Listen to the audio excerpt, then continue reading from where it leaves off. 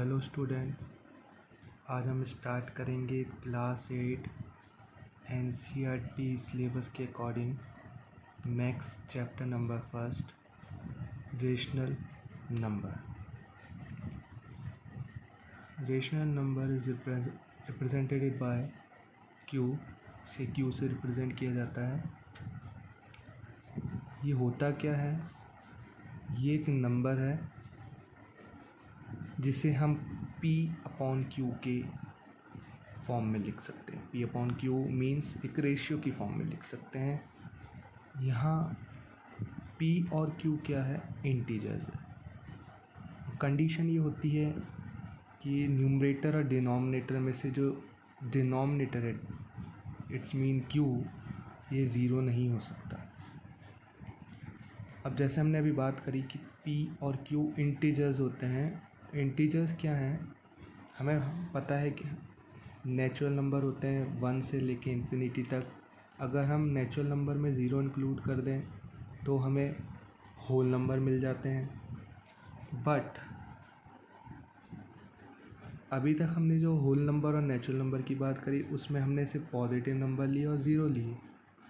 अगर हम ज़ीरो के साथ पॉजिटिव नंबर के साथ नेगेटिव नंबर भी इंक्लूड कर लें, means negative number, positive number, zero, ये सब मिलके क्या बनाएंगे? इंटीजर्स।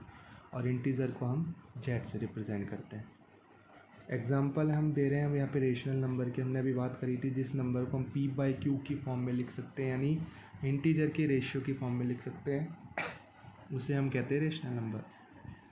एग्जांपल, आप रेशियो दो पॉजिटिव नंबर का भी बना सकते हो, दो नेगेटिव नंबर का भी बना सकते हो, एक पॉजिटिव एक नेगेटिव नंबर, एक नेगेटिव एक पॉजिटिव नंबर, या आप ज़ीरो का किसी पॉजिटिव नंबर के साथ, ज़ीरो का किसी नेगेटिव नंबर के साथ भी रेशियो बना सकते हो। बट अभी हमने कंडीशन देखी थी कि डिनोमिनेटर ज़ीरो नहीं हो सकता, तो यहाँ अपने एग्जांपल में देखा कि कहीं भी डिनोमिनेटर में ज़ीरो नहीं आ रहा है। हमने ये बात करी रेशनल नंबर की। अब एक टाइप के नंबर होते हैं इरेशनल नंबर। इरेशनल नंबर जिस नंबर को हम P/Q के रेशियो के फॉर्म में नहीं लिख सकते, वो कहलाते हैं हमारे इरेशनल नंबर। एग्जांपल π√2 √3। अब अगर हम जनरली इस फॉर्म में देखें तो आप ये समझ नहीं पाएंगे कि पाई रेशनल नंबर और इरेशनल नंबर में बेसिकली डिफरेंस क्या है। ये तो हो सकता है मे बी अगर हम इसको फ्रैक्शन में कन्वर्ट करें तो ये भी रेशनल नंबर हो जाए, ये भी P/Q की फॉर्म में आ जाए। बट जब हम किसी नंबर को, किसी फ्रैक्शन को डेसिमल में कन्वर्ट करते हैं और उसका अगर डेसिमल फॉर्म या तो टर्मिनेटेड डेसिमल आए, टर्मिनेटेड मीन्स जैसे हम एग्जांपल आपको दे दें, जैसे मैं 1/2 बोलता हूँ फ्रैक्शन, इसको अगर मैं डेसिमल में कन्वर्ट करता हूँ तो इसका डेसिमल आता है 0.5। डेसिमल के बाद एक और एक नंबर आ रहा है, उसके अलावा कोई भी नंबर नहीं आ रहा है, इट्स मीन ये जो डेसिमल है वो टर्मिनेटेड है। और अगर हम बात करें, जैसे हमने 1/3 की बात करी, तो 1/3 को अगर हम डेसिमल में कन्वर्ट करते हैं तो हमारे पास आता है 0.333, और ये चेन रिपीट होती जाती है, ये टर्मिनेट नहीं होती। ये चेन 333 की चेन है, इसे हम यू भी लिख सकते हैं बार की फॉर्म में भी। इसका मतलब ये है कि भाई ये 3 रिपीटेड हो रहा है, ये चेन रुक नहीं रही है।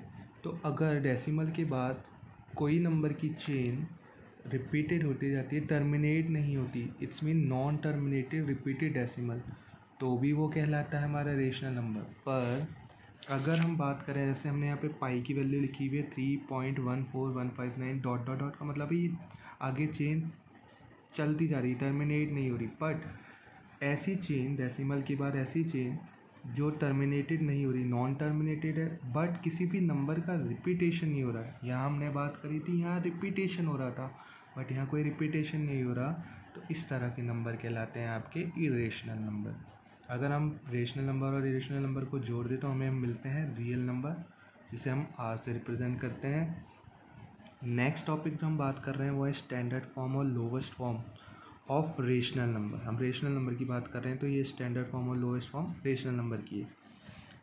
अगर रेशनल नंबर में जो न्यूमरेटर और डिनोमिनेटर है उनका HCF हाईएस्ट कॉमन फैक्टर 1 हो तो वो कहलाती है स्टैंडर्ड फॉर्म और lowest form of rational number. Example के लिए हमने यहाँ लिखा हुआ है 25/-35।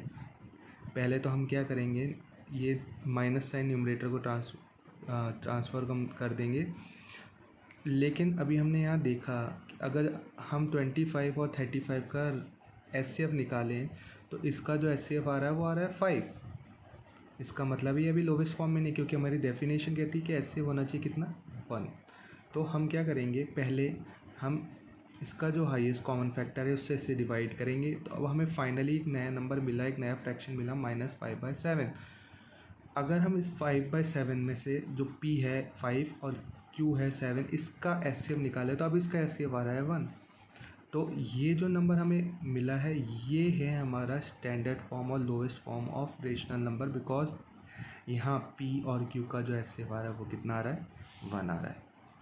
एक फ़न फैक्ट आपको मैं बता देता हूँ कि पाइथागोरस जो थे मैथमेटिशियन, वो ये मानते थे कि हमारे सारे जो नंबर्स होते हैं वो कैसे होते हैं रेशनल नंबर। पर उनका जो एक स्टूडेंट था हिपेसस, उन्होंने ये प्रूव किया था कि सारे नंबर रेशनल नंबर नहीं होते हैं।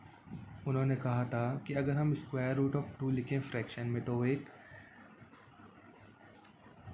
रेशनल नंबर की तरह रिप्रेजेंट होगा, इसमें वो P/Q की फॉर्म में लिखा नहीं जा सकता।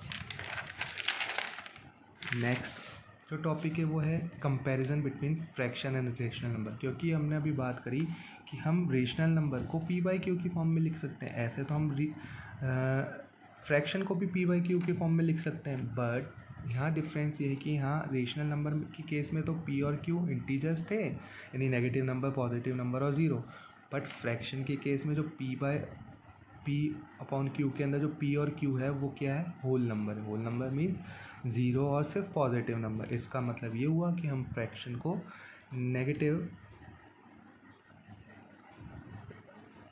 इसका मतलब ये हुआ कि फ्रैक्शन कभी भी नेगेटिव नहीं हो सकता, बट रेशनल नंबर नेगेटिव हो सकता है।